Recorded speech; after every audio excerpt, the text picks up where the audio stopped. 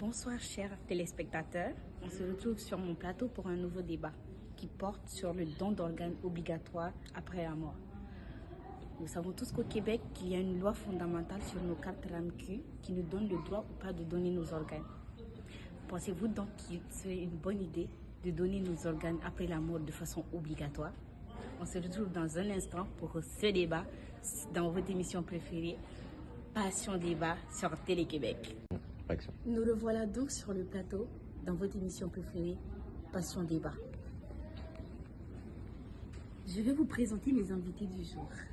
Nous avons Sophia Mora, bénéficiaire d'un don d'organes, et Alexandra Condé, docteur spécialiste. Et on a comme théologiste Francine Goyetz.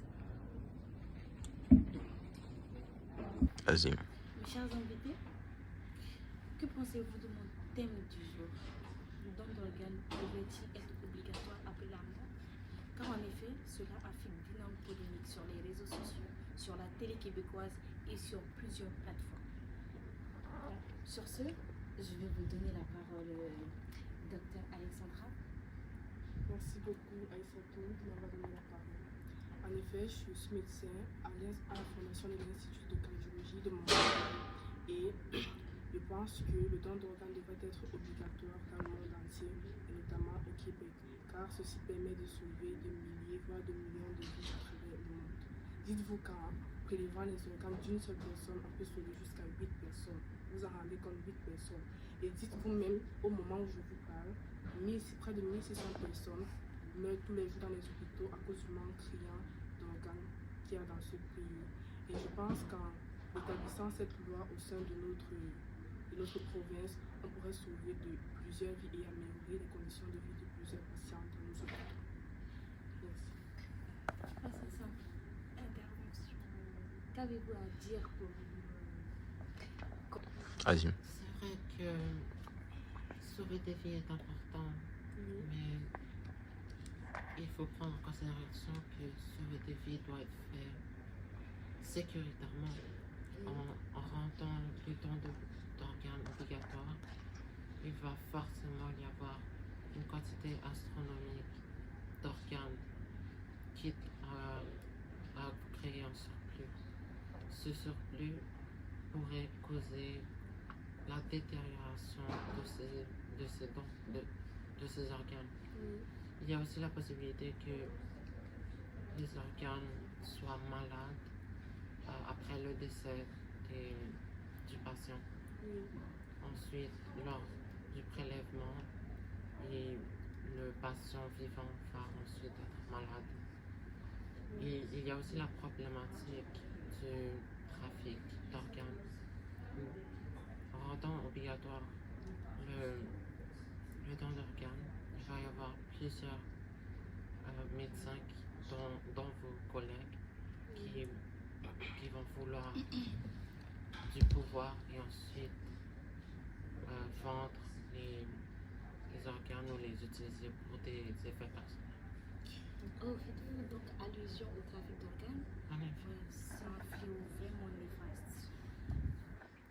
Madame Francine, je suis pas contre ce que vous avez dit, mais je continue de soutenir mon argument parce que dites-vous que le don d'organes obligatoire, c'est un acte positif et jamais le positif ne peut influer le négatif. Même s'il y a une quantité astronomique d'organes, il y aura toujours de demandes. Dites-vous que les demandes sont toujours supérieures à l'offre. Donc moi je pense que même si on rend le don d'organes obligatoire, on ne va jamais se plaindre du fait qu'il y en a trop. Et aussi, vous avez parlé du fait que les médecins utilisent ces organes à des faits personnels. Moi, je me sens un peu touchée parce que je suis médecin. Donc, vous faites allusion au fait que moi, j'utilise cette loi pour pouvoir me faire de l'argent, si c'est ça, vu que vous avez parlé du trafic d'organes. Moi, je dis déjà non à cela parce que nous savons, on a confiance en notre gouvernement québécois. Et je suis sûre à 100% que si nous adoptons cette loi au sein de notre province, le gouvernement fera tout, mettra tout en œuvre pour pouvoir s'assurer que cela soit fait dans des conditions légales. Et cela, ce qui est sûr, le gouvernement va s'assurer de ça. Donc je pense que votre argument ne tient pas la route. oui, là, ça devient chaud, là, les arguments, les contradictions. Donc, sur ce, je vais laisser la parole à ma chère invitée, Sophia Moura, qui a été bénéficiaire d'un don d'organes. Bonjour, moi je suis d'avis que le don d'organes devrait être obligatoire parce que j'ai bénéficié du don d'organes dans le rein et cela m'a permis d'être ici avec vous à l'heure actuelle grâce au rein disponible qui m'a été offert. Est-ce que je peux rajouter un truc? Ouais, mais Oui. d'abord, D'accord. je suis vraiment touchée.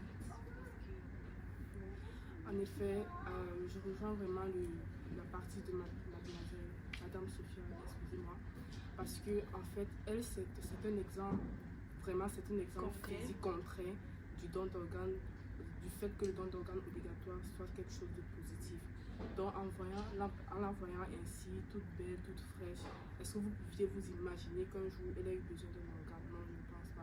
Alors, imaginez-vous que plein de malades dans les hôpitaux pourraient devenir comme Madame Sophia Moura, comme elle est en ce moment dans ce plateau. Alors moi, je pense qu'il est nécessaire d'appliquer cette loi dans le gouvernement au sein du Québec. Sur ce, je vous reviens parce que mon cher public a voulu poser des questions à mes chers invités. Commençons par Madame Sophia Moura, autant pour moi. Le public aimerait que vous racontiez avec plus de profondeur, plus de détails, votre expérience personnelle. Pour ma part, j'ai subi une maladie. Du coup, il me fallait un rein, l'organe, donc qui m'a été donné. Et j'ai trouvé une personne qui avait été disponible pour me donner un rein.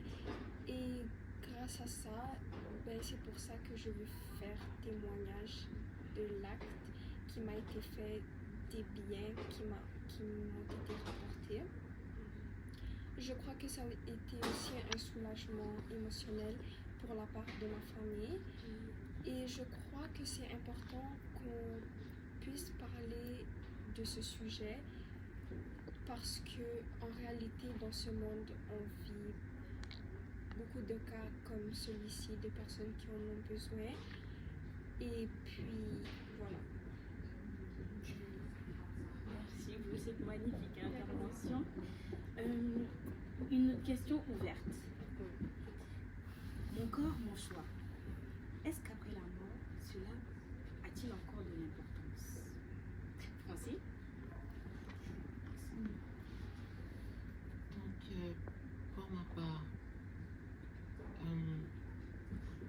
il est important de considérer que le consentement, il est valable même après la mort.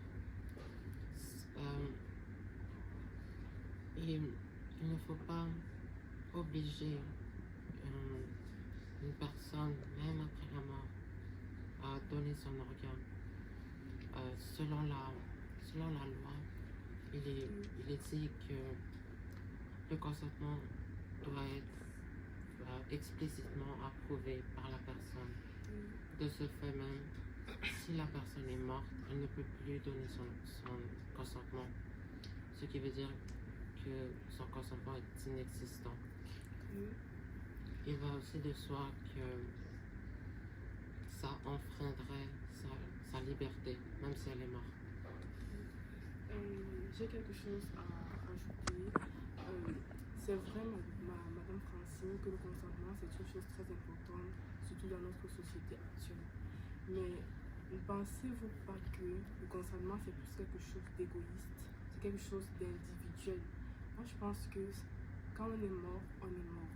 Le fait de ne pas donner ses organes ne nous donne pas un respect.